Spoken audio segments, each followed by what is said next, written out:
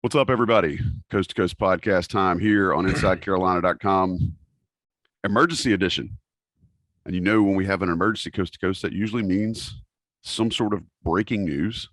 In this case, Zayden High coming to Chapel Hill. And this episode is brought to you by Johnny T-Shirt and JohnnyT-Shirt.com. All right, fellas. Inside Carolina, Coast to Coast podcast here. Emergency. Sean Moran, Sherrell McMillan, here to talk about the commitment of Zayden High to the UNC Tar Heels. Again, if you haven't been following, don't know where you've been, but Zayden High is essentially the last offer that UNC had on their board for the 23 class. He's a 6'9", 225-pound forward out of Spring Branch, Texas. Sherrell, how did this all go down, man? So the long story is basically this all started back in April when UNC was waiting on other players to see what they were going to do.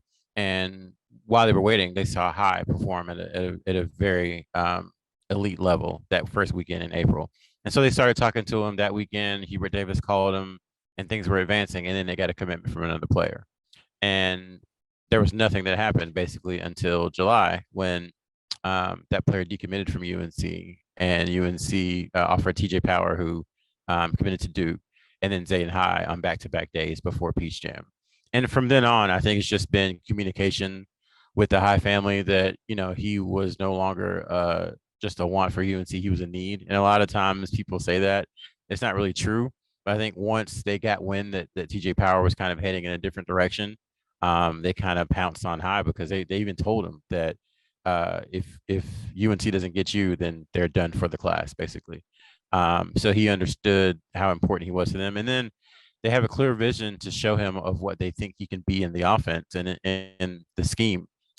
First with how Brady Manick played this past year, and then just him getting glimpses of Pete Nance in practice, of getting glimpses of Styles and Puff Johnson in practice as well. So it was a clear vision. They kind of zeroed in on him and went all in, to use a phrase that a lot of posters like, really from the middle of July. And then he just seemed blown away from his visit. This is just happening, so we haven't had a chance to talk to him. But him and his family seemed blown away. And then here we are 2 weeks later, and the recruitment has ended. So it seemed like probably going into the visit, he had an idea of what he wanted to do, and that was confirmed on the visit. And now he's a UNC commit. Yeah, and I want to give you a shout out because obviously you kind of called this shot. Like if he didn't set up any more visits, then you could kind of read the tea leaves. And he didn't set any more visits, and here we sit. Sean, what is North Carolina getting in Zayden High? You did a really good write up on the fit, this past week on InsideCarolina.com. I would encourage folks, if you're listening to this, to go back and read that as a companion piece. You'll also have a video scout coming up later today, I believe. So I want to kind of ask you, what is North Carolina getting in Zayden High, the player, as far as his skill set goes? Sure. And in terms of his skill set, he definitely has some potential. I think anytime you're getting a guy ranked, last year we talked about guys ranked 50 plus that are coming in and the question marks around them. Right now he's ranked 48, and you can even look at last year's 40 through 50, and there might have been one or two players that made an impact as a freshman. So it's still a toss-up, but I think there's definitely some things to work with, especially as he goes through his senior year and once he gets into Chapel Hill. But right now he's a big man that loves to play offensively on the perimeter. That's where he's most comfortable from.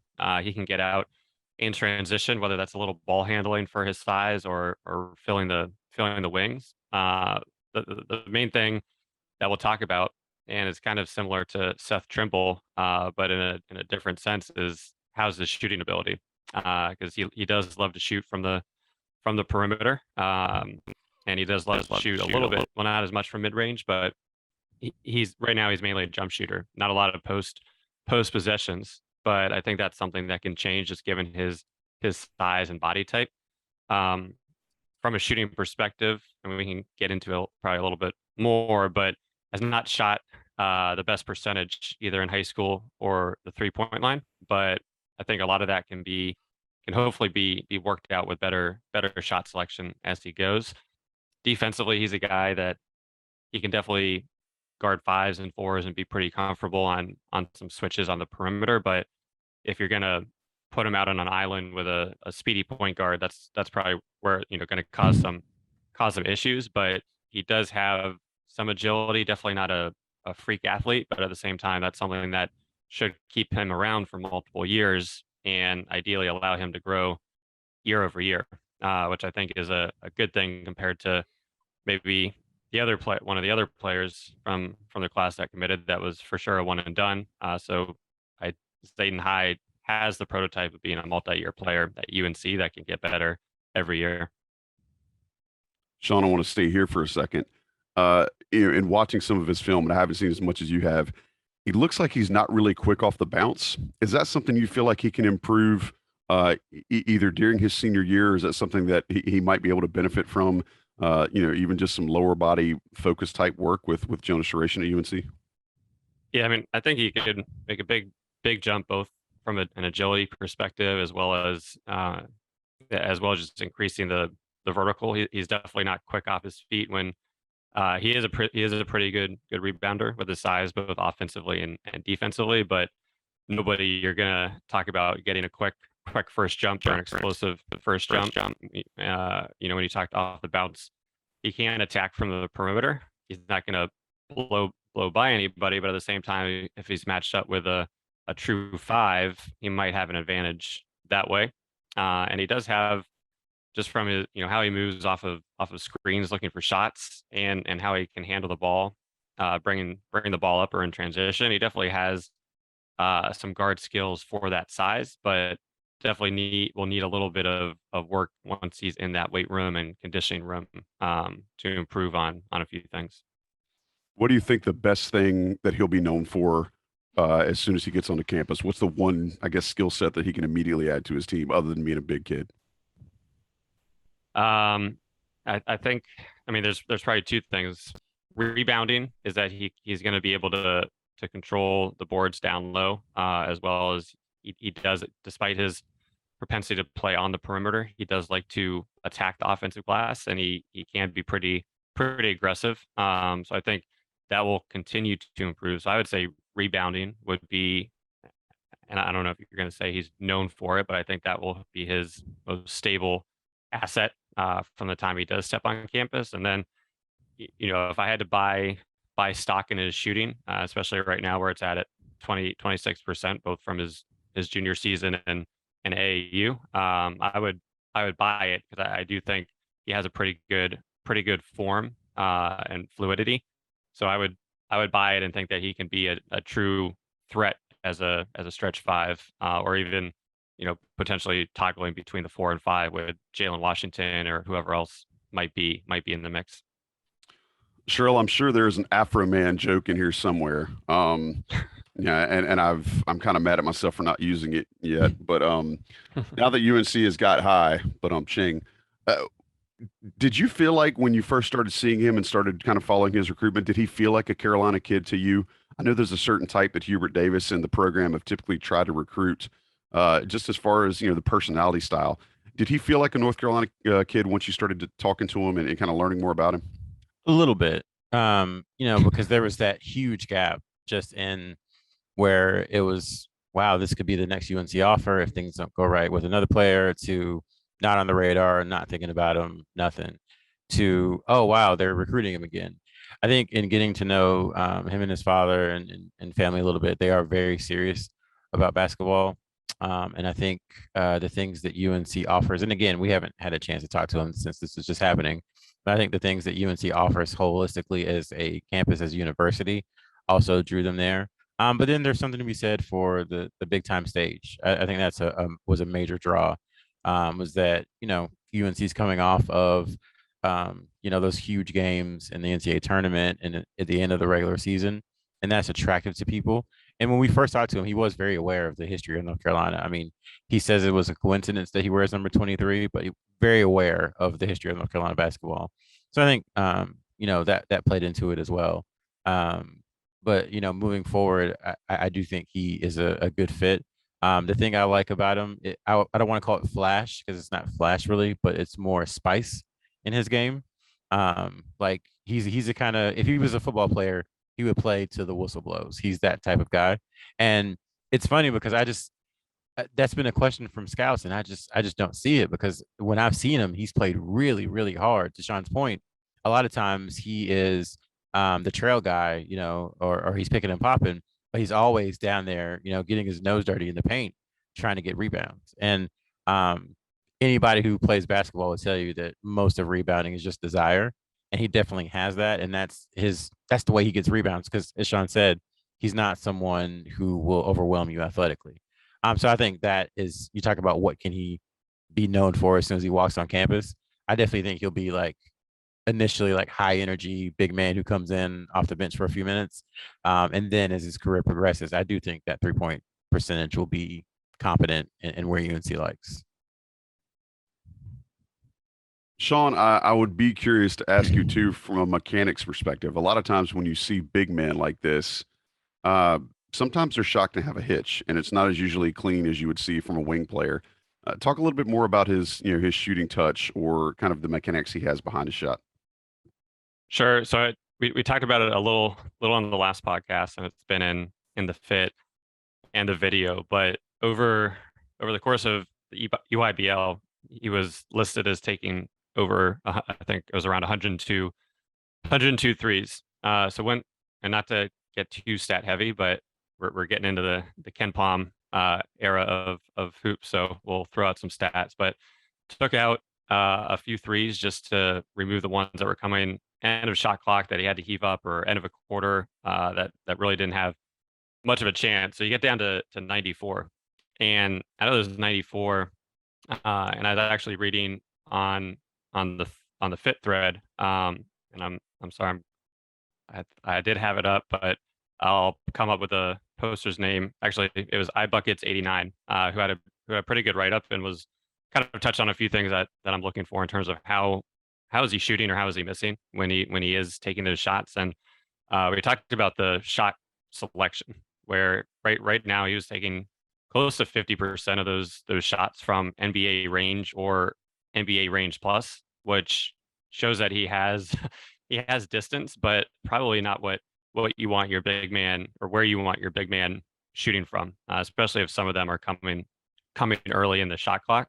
But it does show that he has pretty good range. But if he's able to bring it in a little bit, as well as just improve, from a covered versus open perspective, I think that will help a lot. But to your point, Joey, when he's coming off the screens, it's not the quickest of shot releases, but he does have guard. He does look like a guard in terms of how fluid it is. And when he is shooting, almost about 75% of his shots were, I'd say, on target. And if they're missing either short or long versus left or right to the side. So he was, he even on his misses, he has been on target for the most part, which I think is a good indicator of your shooting ability. And he shot a pretty high percentage, high 70s from the free throw line, and in his few mid-range attempts, he did do pretty well. So I think a lot of those, once again, are pointing towards an up arrow in terms of what he can be in Chapel Hill. And as Sherrell pointed out, I don't think it'll be fair to expect him to come on from day one and start being Brady Manic. But I think UNC, especially under Roy Williams, had a lot of success with the big man that aren't true 5-stars coming in, playing 10 minutes or so as a freshman, but being pretty efficient. And then year over year, they kind of take that efficiency and bring their game to another level. Not saying it's going to be that, but but I think there could be the opportunity for his progression to track similarly. Sherrell, I want to ask you, we're putting a bow on the 23 class now.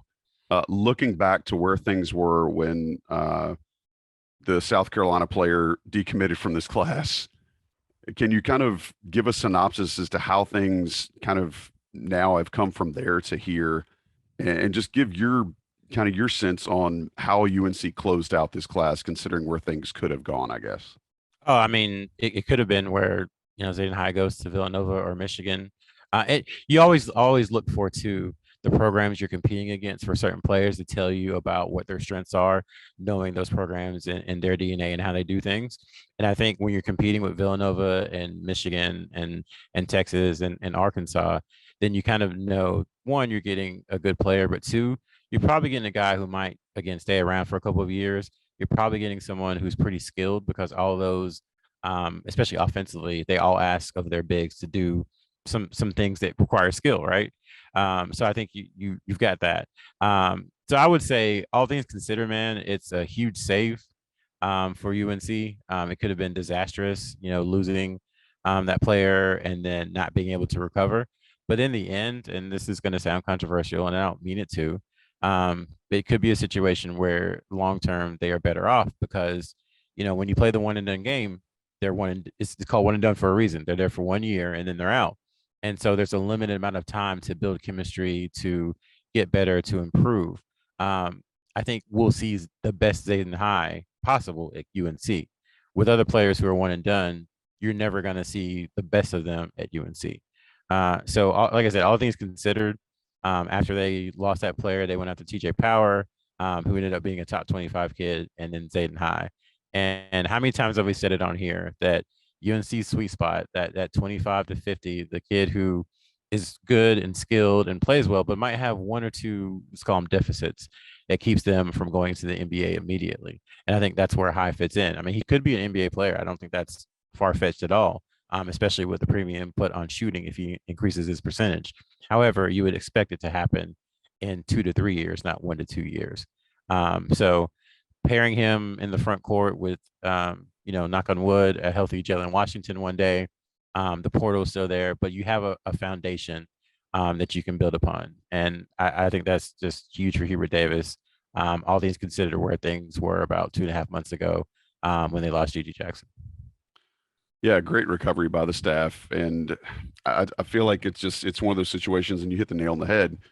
They're recruiting in their sweet spot. They're recruiting against peer programs, and they're getting a kid, to your point, and I know it was controversial when we said it the first time on the show. To your point, they're getting a kid who will have his best days in Chapel Hill. And I know when you said that about the South Carolina player, that North Carolina would likely not see the best of him. And I can't remember if it was Bossy or somebody else that said the same thing, but North Carolina would not see the best of that player in Chapel Hill. UNC absolutely will with Zayden High. And let me add something too, Joe. You think about it.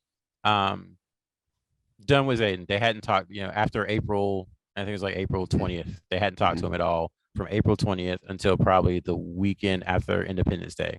So a long stretch there. He had already taken an official visit to Villanova. They jump back in with an offer. A week after they offer, he takes an official visit to Michigan. Like I said, you had homeschool, Texas, the home state school. You had Arkansas in there and some others from the Southwest. So from the middle of July to now, they jump back into recruitment that they were completely out of, made his list, secured an official visit, blew him away, made him a priority, and got a commitment, all within, basically 3 months. So, I mean, it's a really good recovery. I know people might not want to hear that. They think we're making excuses or think we're hyping him up, but, top 50 big men just don't walk around around your local grocery store all the time. You have to go get those guys. And it's a credit to Hubert Davis and to Sean May that they were able to do it. Hey, God, just like defensive tackles in football, God didn't make but so many guys that are 6'9" and taller. Last thing we want to get out of before we get out of here, Sean, is there anything else you want to add about Zayden High and his recruitment? No, I mean, I think it's been an interesting one. I mean, even going back to first live period in July, because I was in Kansas City watching UIBL, and at the time he didn't have an offer. It came right afterwards, but you kind of had him in. You're kind of watching him, but you weren't fully focused on him at the time, and just to see how quickly things change coming out of that weekend, but just in general. And I think I'm going to throw this to Sherrell because I was going through my notes, but couldn't find it. I believe Robert Dillingham was the first player offered in the class by Roy Williams. I'm thinking early 2021. So it was Christmas. It was Christmas Eve of 2020. Yeah, it took 2020. Christmas Eve of 2020. No, Christmas Eve of 2019. His offer was pre-COVID. So yeah, that just shows, kind of and there weren't a lot of offers in this class given out. I mean, that's shown from the 2-man recruiting class that took a lot of time to put together, but it's always interesting to see who they did look at and who they didn't get and what they ended up with. But you could always tell the 2023 class was focused on being small and selective, and now it'll be interesting to see how those two mix, especially with a lot of focus on the classes to come afterwards. And let that be a lesson to us, to readers, to subscribers, to fans. If you were to put money down in Vegas on June 15th, 2021, and what North Carolina's class would be, I've been like, oh, it's going to be Dillingham and Jackson, because Carolina's in the lead for both of them. They both talk about how much they love them. Like it's done. And as time, went along, we saw how that changed. And had in 1,000 years, if you said, is Simeon Wilcher going to commit to UNC a week after his official visit, I've been like, no, of course not. They've got Isaiah Collier coming. They've got London Johnson coming.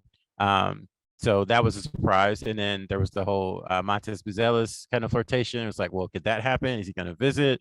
So the class, it went from, is it going to be Wilcher, Buzelis, and Jackson to be Carolina's best class in a long time, to, is it going to be Wilcher and Jackson? That's fine. To, okay, what are they going to do? To now it's Wilcher and High. But I still think they ended up with what they wanted. And again, this is a, almost 2-year journey to find kind of that stretch four in this class. They thought they had it, and then they didn't. And then they thought they were in there with TJ Power, and then they weren't. And now they have High. And sometimes it happens in recruiting where the guy you thought you wanted the most or had wasn't the one you necessarily needed. I think back to, I think it was 2007, and if I'm getting long, let me know. 2008, when UNC had offered Delvon Rowe and Samardo Samuels, and everybody's like, oh, they're going to get both of those guys, and it's done. And they didn't get either. And guess who Roy Williams pivoted to? Tyler Zeller and Ed Davis. Not too bad. Yeah. So sometimes it works out where the guys that you think you want or you think you're going to get aren't the ones necessarily you need. And it could be the case, in this situation with UNC. But it has definitely been a long, strange trip with this particular class. Putting a bow on it. Trill, you have 2 more pennies before we get out of here. Are you good? I think Samardo Samuels and Delvon Rowe mentions in a podcast 15 years later is probably that is definitely a deep cut. big props to you for that. All right, guys. As always, very thankful for y'all being here and for bringing the insight that you bring. Special shout out to Johnny T-Shirt for sponsoring this show and all Inside Carolina content. Hit them up. I'm sure that's probably where Zayden High will be stopping the first chance he gets once he gets to Chapel Hill officially. But special thanks to John Sigley for producing. But this has been an emergency edition of the Coast to Coast podcast here on InsideCarolina.com. Zayden High committing to the Tar Heels. They are done with their 2023 recruiting class. Hubert Davis and his staff. Great save. Thank you, Sean. Thank you, Sherrell. Thanks to everybody for listening. Remember, subscribe, rate, review. We appreciate it. Until next time on the Coast to Coast on a regularly scheduled Coast to Coast podcast. We'll talk at you then.